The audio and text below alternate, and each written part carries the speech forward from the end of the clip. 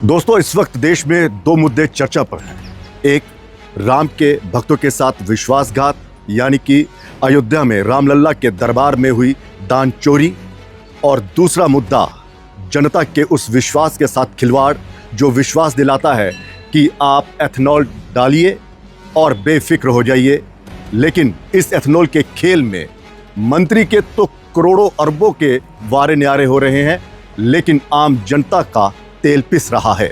वो इस विश्वास के साथ अपनी गाड़ी में एथेनॉल वाला ईंधन भरवाता है ताकि उसे एक सस्ता मिले और दूसरा उसकी माइलेज जो है वो कम ना हो। लेकिन कल्पना कीजिए, आप जब अपने गाड़ी में या फिर दो पहिया वाहन में पेट्रोल डलवाते हैं और सीना चौड़ी कॉलर खड़ा करके जब पेट्रोल वाले को कहते हैं भैया टैंकी फुल कर दीजिए, आज मुझे लॉन्ग ड्राइव पर जाना है, और उसी वक्त जब आप 30, 40 या 50 किलोमीटर की एरिया या डिस्टेंस कवर करते हैं तो आपकी गाड़ी हाँफने लगती है और फिर पता चलता है यार पेट्रोल तो मैंने इतना डलवाया, लेकिन ये क्या, माइलेज कहाँ गई। और इसी माइलेज का खेल जो है वो अब नितिन गडकरी के उस बयान से खेला जा रहा है जो वो बार बार जनता को विश्वास दिला रहे हैं कि एथेनॉल 20 जो है आपकी गाड़ी के लिए फिट है। लेकिन जनता बार बार कह रही है इस एथेनॉल ने गाड़ी को बर्बाद तो किया, हमारी गाड़ी की कमाई, हमारी मेहनत की कमाई जो है वो भी ये एथेनॉल बर्बाद कर रहा है। क्योंकि 2018 को ये नीति लाई गई थी कि हम धीरे धीरे एथेनॉल जो है वो पेट्रोल में डालेंगे। पहले E10 आया और फिर E20। E20 को जब डालना था 2030 इस पे बाद में, लेकिन सरकार का विश्वास ऐसा, या फिर यूँ कहें कि खेल इतना ज़बरदस्त था कि 2030 से घटाकर 2025 में इसे E20 में कन्वर्ट कर दिया गया और अब लोगों की गाड़ियां जो हैं वो हाँफने लगी हैं। माइलेज जो है मोटरसाइकिल की जो कभी 70 दिया करती थी, अब लोग चिल्ला चिल्ला कर कह रहे हैं कि ये मेरे मोटरसाइकिल को क्या हो गया है, ये तो 40 पर आ गई। जो गाड़ी कंपनी बाकायदा दावा करती थी कि आप ये वाली गाड़ी लीजिए, सफ़र आपका अच्छा सुखमय होगा और माइलेज जो है वो 20-25 की होगी, और वही गाड़ी की माइलेज अब 12-13 दे रही है। तो ये झोल क्या है? क्या वाकई एथेनॉल के ज़रिए ऐसा खेला खेला जा रहा है? क्योंकि एथेनॉल को लेकर भ्रांतियाँ जो है वो फैल रही हैं।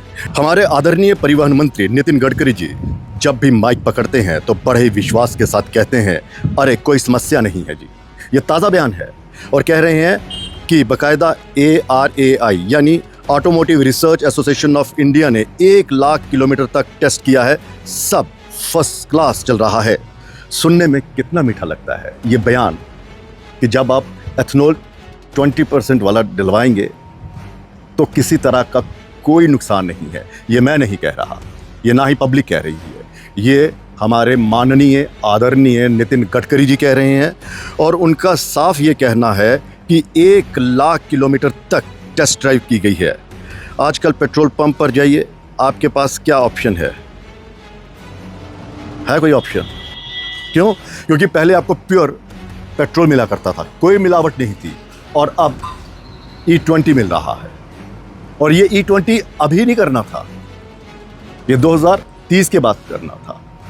लेकिन जो आरोप विपक्ष लगा रहा है वो ये लगा रहा है कि इनके बेटों का एथेनॉल वाला बिजनेस है, क्योंकि सब जानते हैं शुगर मिल्स हैं इनकी और गन्ने का बहुत बड़ा कारोबार है इनका। और यहीं से उन्होंने अपने 2 कंपनियां जो हैं, एक CIAN एग्रो और दूसरा मानस एग्रो, ये एथेनॉल बनाती हैं। और एथेनॉल बनाने का अब फ़ायदा किसे हो रहा है ये विपक्ष चिल्ला चिल्ला कर बता रहा है। तो ये जो नुकसान हो रहा है ये किसे हो रहा है?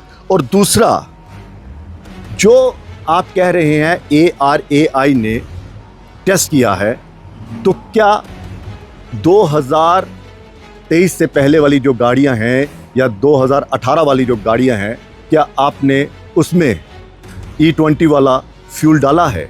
वो चेक किया है?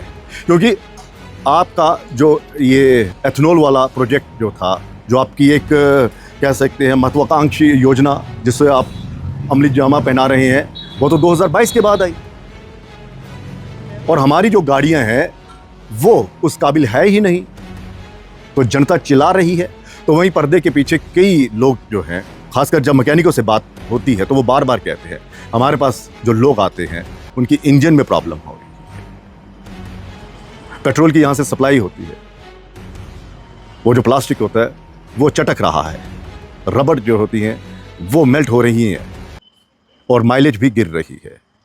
तो वहीं पेट्रोलियम में जितने भी हमारे जो सरकारी एजेंसीज़ हैं वो उन्होंने साफ कह दिया है कि आप अपने गाड़ियों को वक्त वक्त पर उसकी पेट्रोल जो है टंकी है वो साफ़ करवाइए। बताइए अब, मतलब कि मैं गाड़ी लूँ, आप उसमें मुनाफा कमाएं, एथनॉल आप उसमें इतना डलवाएं और फिर मैं हर 2-3 महीने के बाद गाड़ी को ठीक करवाने और उसकी टंकी को साफ़ करवाने के लिए मैकेनिक के पास चले जाओ। भले ही आप कह रहे हैं कि मुफ्त में होगा, अगर मुफ्त में होगा, अगर आपको मालूम है ये ख़राब है, तो फिर आपको इतनी जल्दी किस बात की है? क्यों आप हर नागरिक पर ये थोप रहे हैं? क्योंकि जिनकी गाड़ी 5 साल, 10 साल, 15 साल पुरानी है, 6 साल पुरानी है, 4 साल ही पुरानी लगा लीजिए, उनके इंजन अभी इस तरह के तैयार नहीं हुए हैं और धीरे धीरे ही आपने लाना था।